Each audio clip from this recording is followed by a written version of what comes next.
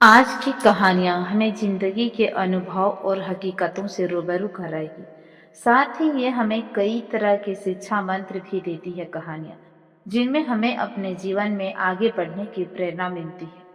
मैं उम्मीद करती हूँ कि आपको ये नैतिक शिक्षाप्रद कहानियाँ जरूर पसंद आएगी और इसमें कुछ सीखने को अवश्य मिलेगा आपको। तो आइए चलते हैं कहानियों के रोचक सफर। तो दोस्तों, अगर आप चैनल पर नए हैं तो प्लीज चैनल को सब्सक्राइब कर हमें मोटिवेट जरूर कीजिएगा, ताकि हम आपके लिए ऐसी ही शिक्षाप्रद कहानियां लाते रहें। फर्स्ट है सच्चा उपदेश। एक बार एक साधु भिक्षा मांगते हुए एक घर के सामने पहुंचे। घर से बाहर एक महिला आई। उसने साधु की झोली में भिक्षा डाली और बोली कि महात्मा जी, कोई उपदेश दीजिए। साधु ने कहा, आज नहीं, कल दूंगा। अगले दिन साधु फिर से उस महिला के घर पहुंचे और भिक्षा मांगी। उस दिन महिला ने खीर बनाई थी। वह खीर का कटोरा लेकर बाहर आई। साधु ने कमंडल आगे कर दिया।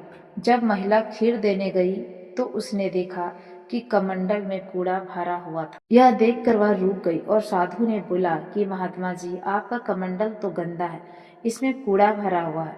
लाइए, मुझे यह कमंडल दीजिए, मैं अभी इसे साफ कर लाती हूँ, फिर इसमें खीर डाल दूंगी। इस पर साधु बोले कि मेरा यही उपदेश है बेटा, मन में जब तक चिंताओं का कूड़ा और बुरे संस्कारों का कचरा भरा है, तब तक उपदेश मृत पान करना तो सबसे पहले अपने मन को शुद्ध करना पड़ेगा, कुसंस्कारों का त्याग करना पड़ेगा, तभी सच्चे सुख और आनंद की प्राप्ति होगी। तो दोस्तों, इस कहानी से हमें सीख मिलती है कि सच्चा उपदेश पाने के लिए सबसे पहले अपने मन को शुद्ध करना जरूरी है।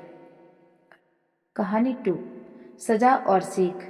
एक बार एक राजा था जो किसी भी बात पर गुस्सा हो जाता था और बिना सोचे समझे कोई भी सजा सुना देता था। एक बार उसे अपने महामंत्री पर गुस्सा आ गया और राजा ने उसे रात भर ठंडे पानी में खड़ा रहने की सजा सुना दी। अगले दिन जब महामंत्री राजा के सामने पहुंचा तो उसके चेहरे पर मुस्कान थी। राजा यह देखकर हैरान रह गया कि उसने महामंत्री से पूछा, तुम इतने शांत और खुश कैसे हो? क्या तुम्हें डर नहीं लग रहा? महामंत्री बोले, डर? महाराज, डर कैसा? मुझे किसी ने बताया था कि जो व्यक्ति बहुत गुस्सा करता है वह अगर ठंडे पानी में रात भर खड़ा रहे तो उसका गुस्सा खत्म हो जाता है और साथ ही वह हमेशा जवान बना रहता है। यह सुनकर राजा ने खुद ठंडे पानी में खड़े रहने का निश्चय किया और महामंत्री को वापस भेज दिया।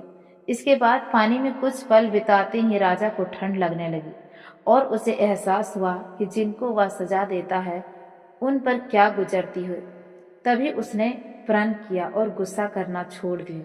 तो दोस्तों, इस कहानी से सीख मिलती है कि गुस्सा और गुस्से में लिया गया निर्णय दोनों ही कभी सही नहीं होते हैं। कहानी 3, आशीर्वाद। एक बार राजा के दरबार में राजकवि ने प्रवेश किया। राजा ने उन्हें प्रणाम करते हुए उनका स्वागत किया। राजकवि ने राजा को आशीर्वाद देते हुए उनसे कहा, आपके शत्रु चिरंजीव हो। इतना सुनते ही पूरा सभा दंग रह गई। यह विचित्र सा आशीर्वाद सुनकर राजा भी राजकवि से नाराज हो गए, पर उन्होंने अपने क्रोध पर नियंत्रण कर लिया। राजकवि को भी इस बात का भान हो गया कि राजा उसकी बात सुनकर नाराज हो गए हैं। उन्होंने तुरंत कहा, महाराज क्षमा करें, मैंने आपको आशीर्वाद दिया पर आपने लिया नहीं। राजा ने कहा, कैसे लूं मैं आपका आशीर्वाद? आप मेरे शत्रुओं को मंगल कामना दे रहे हैं। इस पर राजकवि ने समझाया, राजन, मैंने यह आशीर्वाद देकर आपका हित ही चाहा है। आपके शत्रु जीवित रहेंगे तो आप में बल, बुद्धि और पराक्रम, सावधानी बनी रहेगी। सावधानी तभी बनी रहती है जब शत्रुओं का भय हो।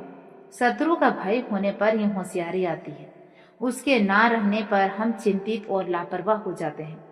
अतः हे राजन, मैंने आपके शत्रुओं की नहीं, आपकी ही मंगल कामना की है।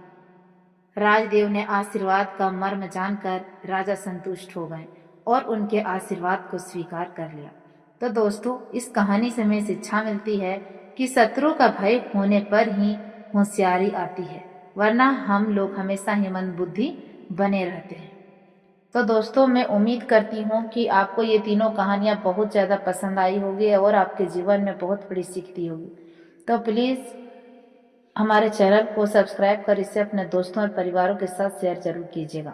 हम आपसे फिर मिलेंगे एक ऐसी ही शिक्षाप्रद कहानियों के साथ। तब तक के लिए टेक केयर।